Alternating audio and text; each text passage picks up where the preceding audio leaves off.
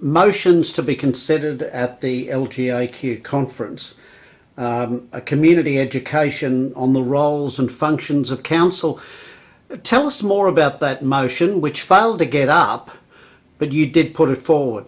Absolutely. I mean, the LGAQ conference happens every year, and as a member of the LGAQ conference, the councils are allowed to put motions up to be considered by the other councils.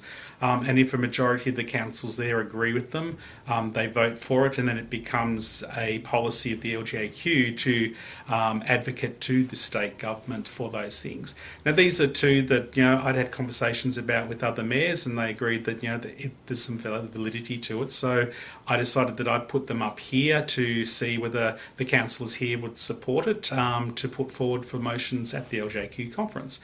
And this time, the councillors didn't believe that it's required. They haven't agreed with it, so the majority have stated that they don't wish to have those motions put up to the LGAQ conference for decision. So, and that's the council's position. So that's what will happen. You used the term misconduct in that. In what way did that relate to the motion? Well, it's very easy to get drawn into an operational issue now, and that's one thing that the Belcara has made very clear, is that councillors can no longer be involved in the operation of council. And quite often we get people ringing up to say that this is happening and they want you to fix it. And as councillors, we don't have the authority to be able to just storm in the office and say this is what we want done. So we have to be quite cautious sometimes. We don't overstep the mark, and we have a process where we can ask the CEO for information, and the CEO can certainly get that information for us. But we certainly, not even myself as the mayor, I don't have the authority to walk in the office and even ask a staff member a question without going through the proper chain, which is in writing to the CEO. So, we do need to be careful. We're in a small community, and you have a lot of friends that you deal with, and often, you want to help those friends out the best you can, but, you certainly have to be cautious that you don't overstep the mark and go into that operational side of things, and, which can give you the potential of possible misconduct in some ways. So it's just something that I thought was going to be important for the community to know what Belcara has actually done. So, but hopefully from this at least, community members can have a look and see what they think about the changes, and if they don't agree with them, contact the state government and let them know. But your actual motion didn't get across? So the motion didn't get up as far as putting it through to the LGAQ conference. That's not to say one of the other mayors may put it through their council and get it up anyway, but we'll just have to see what happens on that front. Okay, your second motion, that also didn't get up, but it's the user pay system, because you brought to notice that there are hairdressers, there's beauticians, there's businesses using our valuable water and sewerage and what have you, but they're not paying for it. Well, I mean, they're only the small ones, and as the motion says, can do. You don't have to unless, it's a case that people are abusing the system. Most importantly, though, Airbnbs, the short-term rentals in our residential areas, they're using much more of our roads, they're using our sewage, they're using our water supplies. So when you've got a house that normally would have 2 adults and 2 children, for example, that's the rate they're paying for that property. Now, if you've got 3 couples staying in that house, or 4 couples in some cases staying in a house, they're using far more of the facility. They're parking cars all over the street, they're using the roads, they're using the parks, they're using the beaches, and council's not getting any of those fundings back as far as the usage of their infrastructure for a lot more than what's anticipated on a normal house. And it's something that we've been speaking about, and this is why I thought it would be a good chance to put through a motion that at the moment we can only charge on a category basis. We can't, or if we charge a levy, it's got to go through that whole category. It can't just go onto a single property. So by putting something forward to possibly allow the legislation to be changed so that the councils can charge on a house basis rather than a category basis, that would allow us to capture those Airbnbs that are, using all our facilities and not paying council for it. And there are cases where, small businesses such as hairdressers, they're putting chemicals into the sewage system, and if they're in a residential property, they're not actually being captured to pay for that extra usage of the sewage.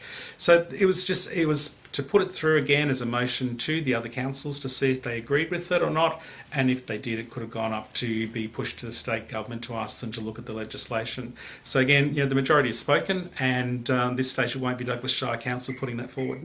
A certificate of appreciation to the Cairns and Hinterland Health Services for the vaccination during the vaccination COVID time. did an amazing job.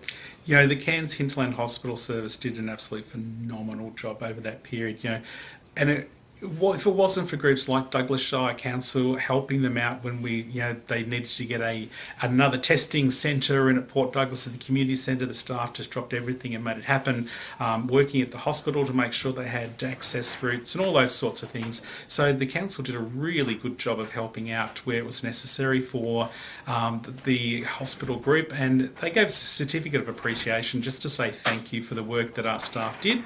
And I just thought it was really important that the public were aware of that the staff did a great job in helping also. Michael, council budget today released. It's a big one. It certainly is. This is the budget for the next 22-23 year. It's been a tough budget because of everything we're going through, and I think everyone understands that costs have gone up substantially for everything, which means costs for the things that council does has also gone up substantially as well. So to be able to still have an increase that's below CPI is a great story, I think. And also, after going around talking to some of the other councils of similar size to us, we are in a really good position. COVID has really hurt a lot of councils.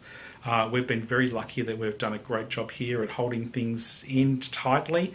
And we've also been very lucky to have our federal assistance grants increased. So we've taken back 3 or 4 years off running at a deficit. So by 24-25, we'll be back in surplus, which is a great story.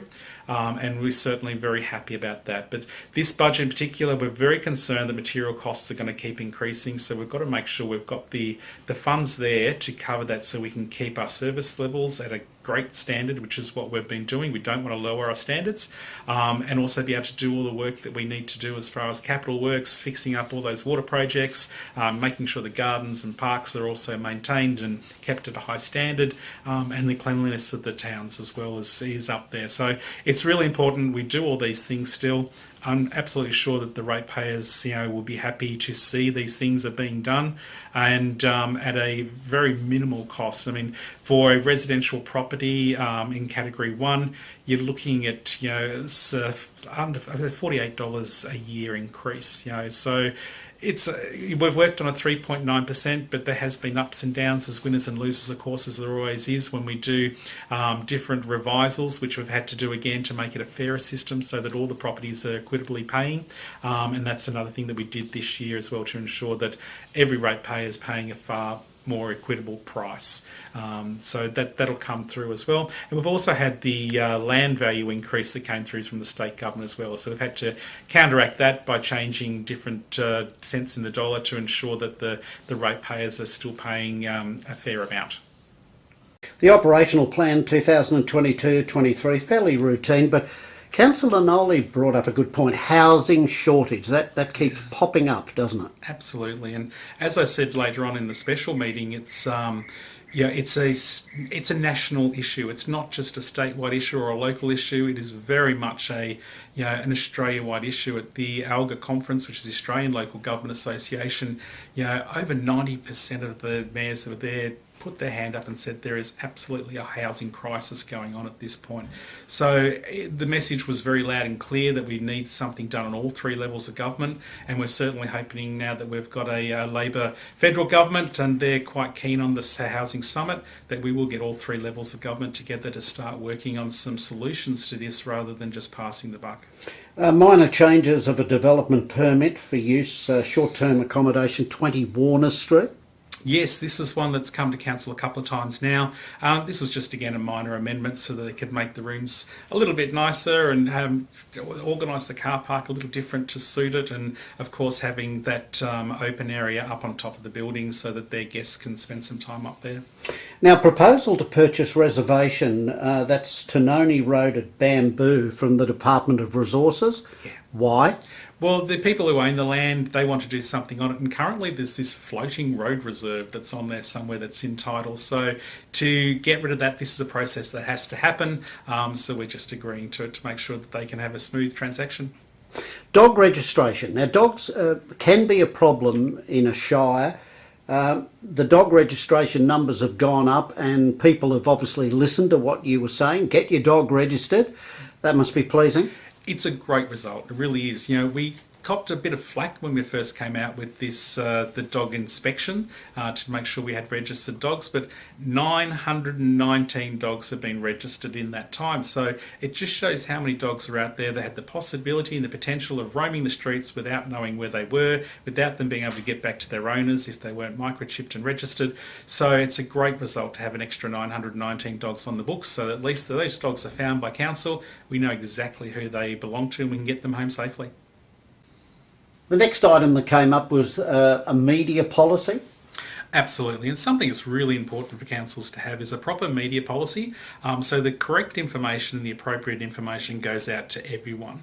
And it's important that we have this policy in place so that the staff can know what's happening out there, and the councillors can know what's going out there as well, and how it's going out there, and the process that has to happen for information to go to the media.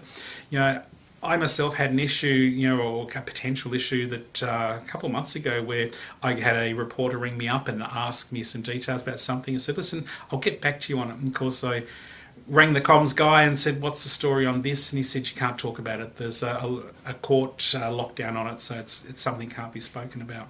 So if I hadn't have gone through the proper process of speaking to our comms officer, I wouldn't have known that, and I could have potentially put myself and council in trouble.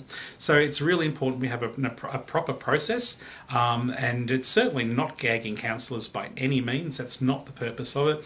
We want the councillors to be out there speaking their minds, as long as they're saying it in the correct manner, that it's a personal opinion and it's not the position of council. So if people are very clear at that it's it's a personal opinion, not a position of council, and at least the council staff know what's going on and how it's going on, they can act appropriately as well. So it's an important issue to have, and I think it's important to get it right also, as the councillor said today. Well, Deputy Mayor Lisa Stomazon brought up a good point that she wants to continue making comments of her opinion on things. Yes. It's not council policy, but it would have to go through, she would have to ask you and the CEO for permission to do that. No, that's not how the policy is. Well, that's what she said in council today. Unfortunately, the policy, it actually states in it that councillors are more than welcome to have their own personal opinion, but if they wish to speak on something on behalf of council, they'd need the CEO or the Mayor's permission to speak on behalf of council about a council matter. And what we're asking for is, if they do have a comment which is a personal opinion, also flick it through to the comms officer as well as the reporter that they're talking to, so that if they come to council, council's not going to give them different information and make that council look silly. So it's really important we keep those lines of communication open, have a proper policy in place, and we'll discuss that further again at the workshop and make sure we get one right that's in, and it'll hopefully pass at the next meeting. But this is not gagging the media. Not at all. Not at all. Wangetti Trail. Oh dear, oh dear. This goes on and on and on and on. Yes, the Wangetti Trail seems to be a trail that's not there, that keeps on giving at this stage. And it's been in the pipelines for quite some time. Back in 2019, the council then, when I was a councillor as well, we approved a motion to have the trail that goes from the Wangetti Bridge through to Port Douglas and take ownership of the bridge as well. Since then, there's been lots of other difficult situations that have occurred, and the trail that they've given to us most recently is nothing like the last one that we were actually signed off on. This one will run at the back of the residential estate and then cut through down Mitre Street, down Ulysses Avenue. It's like, this is crazy. It's going in front of people's houses, and that's the last thing we want for our residents, is to have an international trail walking down footpaths and walking down residential areas. So we've just said, no, that's not good enough. It's time to come back to the drawing board and actually talk to us about that. And then we're going to take ownership of the Mayberry River Bridge, the new bridge that they've just built. But we haven't been able to come to agreements on the difficulties that have come with that bridge and the way it's been built. And the engineering staff here have said that there's a lot of issues, and we have to be very cautious of that. And the depreciation on the top of it as well, it means that we'd take ownership of the asset and have to depreciate that asset. So at this point, we're not prepared to take the bridge on as our own asset. The state built it, the state can sort out the problems with it, and the state can keep their bridge. Cattle grids. This policy, this is another one that keeps on giving.